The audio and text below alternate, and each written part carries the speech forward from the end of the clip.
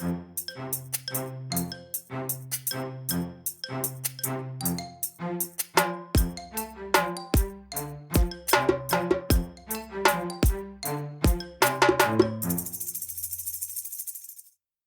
warm welcome back to the Information Security Stack together with me, Daniel Gustafsson, and Kim Hindart.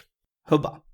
Today, Kim, we are going to discuss two things. We're going to bring up a data breach in Finland recently, and we're going to take a question from one of our listeners, and we're going to discuss that topic. So let's get right to it. In the just a couple of weeks ago, it was posted an article regarding a case in Finland where the national database of psychology registry, essentially people with psychiatric diseases and disorders and so on, that database was compromised due to a hacker. And we have a very interesting case on our hands where data records, we don't know if all data records, but some data records have been reached by hackers, and Bitcoin ransom demands have been posted directly towards some of the patients in this record. So, in a nutshell here, Kim, what does this mean? Let's start with a company that does psychotherapy was a target for a cyber attack. And we know at least some of the patient records were stolen. And since it's a psychotherapy company, the patient records on the psychotherapy company is, of course, pretty sensitive. Mm-hmm. And when the company refused to pay up ransom for not releasing the patient journals, they released a bunch of patient journals. And now they've actually sent ransom to the people in the journals themselves and said, okay, pay up or we will not remove the journals from the dark web, so to speak. So it's on the dark web right now. A lot of patient journals. And this is worthwhile to say that there's nothing that says for sure that it's the same guys who made the attack and hacked the company that are the ones who actually put up the ransom.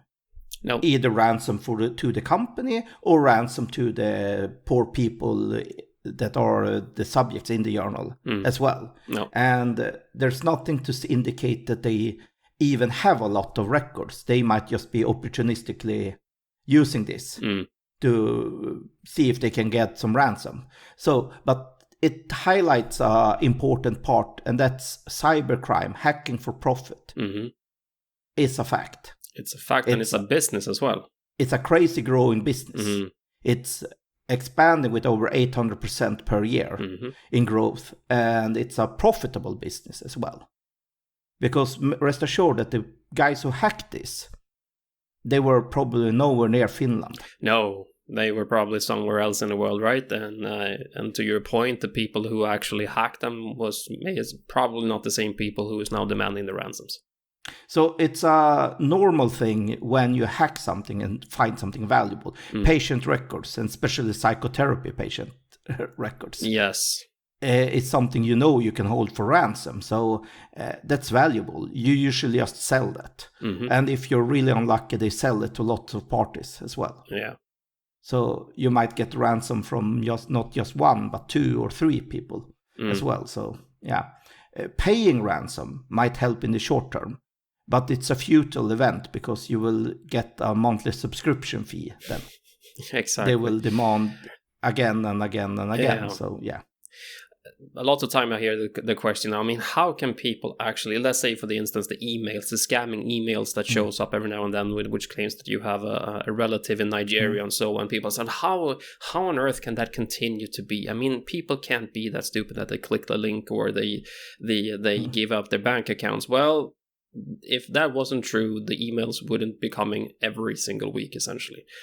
This is a growing business. This is a terrific opportunity to make money. And to your point, it's almost impossible to track the people who does these criminal acts, because it is a criminal act, simply put.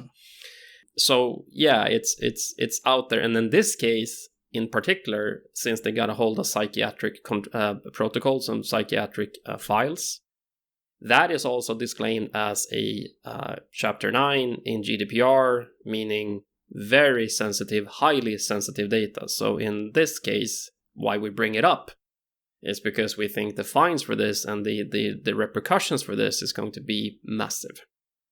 Yeah, especially since according to their most recent articles, they fired the CEO of the company. Right. Because he actually has tried to hide away some of the earlier breaches. And talking about relating to the last week's episode about HSM, here I firmly hope, at least, and believe that there will be more severe fines. Right, because this was not self-policing. They eventually, I'm not sure essentially how it came about, but they according to the reports, this was covered up for about a year and a half before it was filed. Just to be clear, we don't know anything more than the newspaper articles we see. No. But we can just relate to how would this play out in a GDPR sense. Right. So, full disclaimer, we know nothing more than what's written in the article. We don't know exactly what type of security measures this company has applied. We're not sure exactly what was breached in terms of volume. We just know what stands in what's written in the article. We know that some records were apprehended and they got to some data. We know that. We know it was sensitive data, and we also know that the CEO of the company apparently had covered up the fact that they'd been breached for about a year and a half. Hence, he now got fired. So that's what we know, and we're more interested in the case in itself rather than this specific company or people. But interesting to note here that they were the Vastaamo, that was the company was breached actually. Yeah. They were procured by an investment firm. Mm-hmm. And that investment firm has an annual revenue of 8.3 million euro. Mm. No, 8.3 billion euros. It was a billion euros, wasn't it? A billion, yeah. So then you can start to count 4% of that, because I believe this will be deemed as a major breach as well. Mm-hmm. And 4% of a very large number will become a very hefty fine. But you can just imagine that. Would you like your psychiatric records being exposed? No, I highly doubt anyone would like that. No. So if you went to a psychiatrist and he put your records on the desk in the reception where everyone sat and waiting and just left it unattended, you might react to that and think this is not responsible handling of that type of information. No. So responsible handling of information assets. I say that now we are talking fines in the case of billions. We're talking billions here. So, I mean, if you were to have just emergency cash lying around, a few companies have, this handy cash bag where you might give up for small purchases you need to do.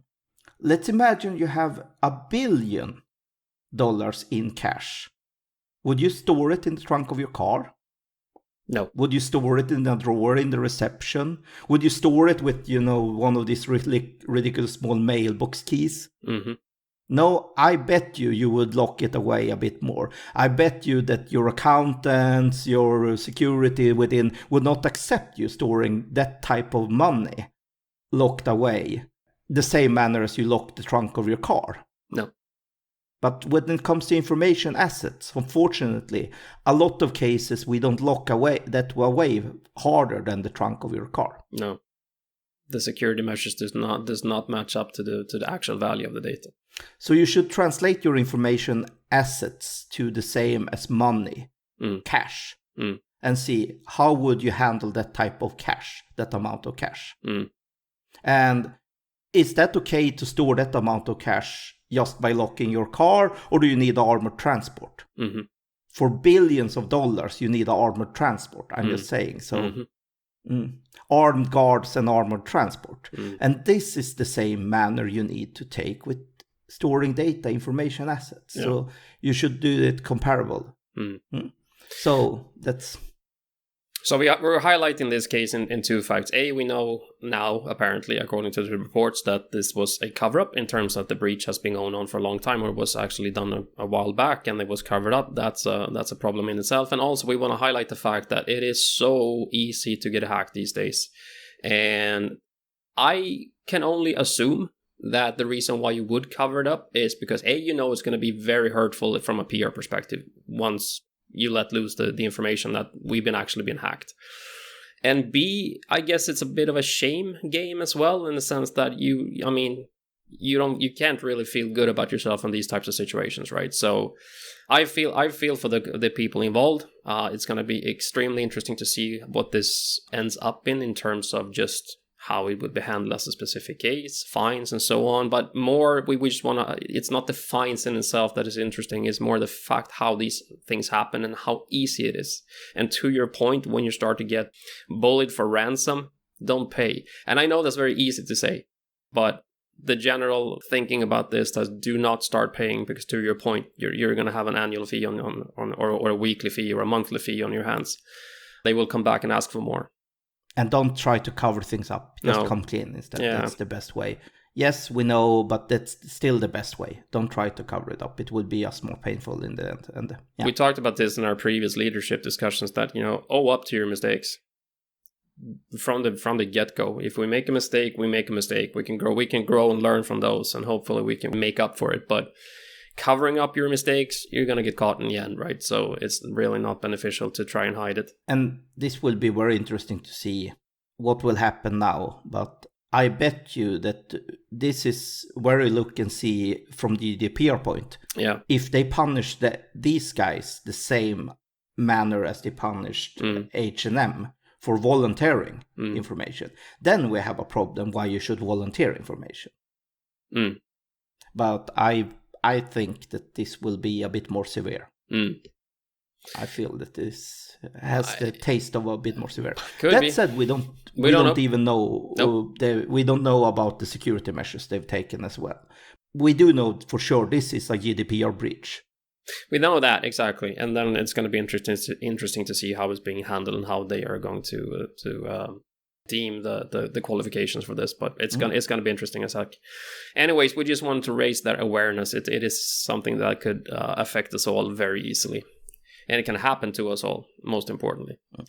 All right, so moving on in the episode here, we actually got a question from one of our listeners the other day, which was really interesting. It is quite long, and it was written in Swedish as well, so we're going to make our best effort here to translate it into English. But essentially, it's regarding the ability to control the entire chain in a distribution, meaning if I use a service provider, and I have my services posted there, and let's say that we handle, for instance, financial data, for instance, because that's what's referenced in this question regarding outsourcing of financial data and financial outsourcing. You are supposed to be able to audit the entire chain, meaning not only you as the customer towards your primary provider, they in turn might have a subcontractor. And they are supposed to be able to audit that entire chain all the way down to the subcontractor and the subcontractors and so on. So the question is essentially, how common is it that this entire audit chain actually happens? Or is this just a wet dream of the lawyer, so to speak, that this is the way it's supposed to be? But it really just doesn't happen in real life. The short answer to the question is that it really doesn't happen in real life the way the lawyers want it to. The long answer, Kim, is what? It should be that way, isn't it? It absolutely should be. But unfortunately, you never even audit the entire chain. So you don't know how many steps of subcontractors are involved in this. This is a tricky part. Let's say that I want to build an application. I want to collect personal data from you. So I'm the controller now, and you are the data subject, and I'm the one that actually owns and gathers the data. Yeah, but I want to run this, of course, somewhere. I need a service provider to be able to give me infrastructure to run this. So I contact a hypothetical infrastructure called Muffins. Yes. Let's go back to what. Let's use Muffin Cloud here again. Yeah. Yeah. So and then Muffins in itself actually have an additional agreement you can get where you can ask for transparency for doing in-place audits.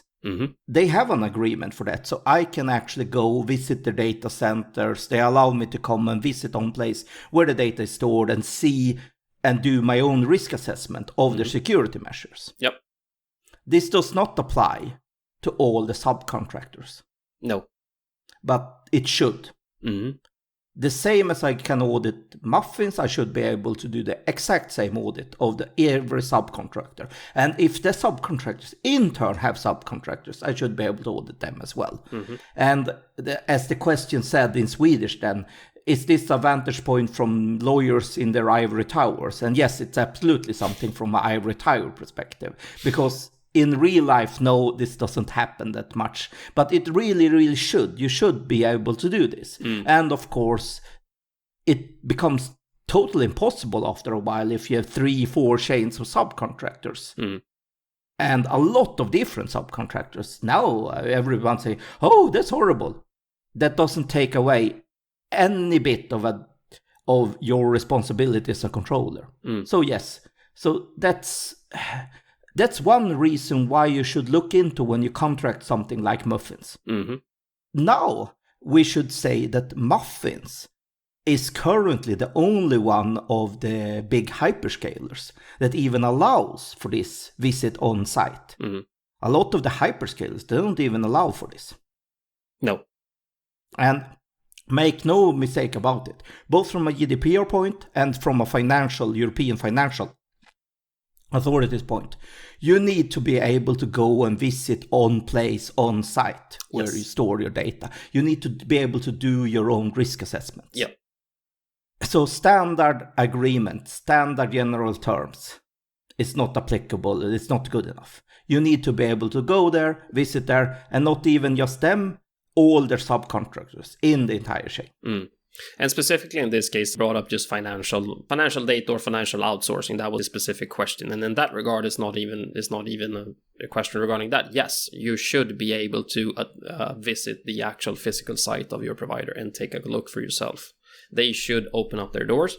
Once again, it's not probably going to be free of charge. You're going to have to pay for it, and it's going to, because it is an additional administrative cost for that specific provider. So no one is going to do it free of charge, but everyone should be able to give that option anyway. Yeah. And you should be able to go and visit and see for yourself where your data is stored and so on. And it has to be contractually bound. Yes. But just because it's contractually bound, you usually lose track. And no contract I've seen so far warrants this in the same manner with all the lines of subcontractors as well. And yes, this is, you can imagine that it might be 8 different steps and 8 different companies. You as a single controller should be able to need to review and audit with different agreements. And that might be very, very totally impossible, unfeasible after a while. And yes, that's totally true. But then it's up to you as a controller to decide, do I use this provider as a processor or not? Yes. Because there are providers who doesn't have this entire huge chain of a lot of crazy different subcontractors. Yeah. So essentially, if a provider of a service says no, you're not going to be able to visit our site, we're not going to allow it. And in this specific case, we're talking about financial data, then that provider is just not for you, simply put. And that also includes any one of the subcontractors in the entire chain. Yeah. So it might be the subcontractor of a subcontractor of a subcontractor. As long as they're part of the chain, that's part of the processing of that data. Yeah, you need to be able to audit them the same way as you would your direct connection. Yes. But to your point earlier, unfortunately, at a large scale today, this is the viewing the ivory tower situation we're talking about. It's not happening enough, but it should be able to. So I hope that answers your question. And if anyone else has any questions to us, feel free to send them in at citynetwork.eu/podcast. You can find all the information regarding the episodes, linked to the articles that we are discussing and talking about, and you can pose questions to us directly. Or if you want to participate in one of our episodes, you are more than welcome to do that as well. Feel free to put your name in the bag and see if we can bring you on the show, essentially. So with that, Kim, for now, I think we close the shop and we say goodbye for today. Yes. Hubba.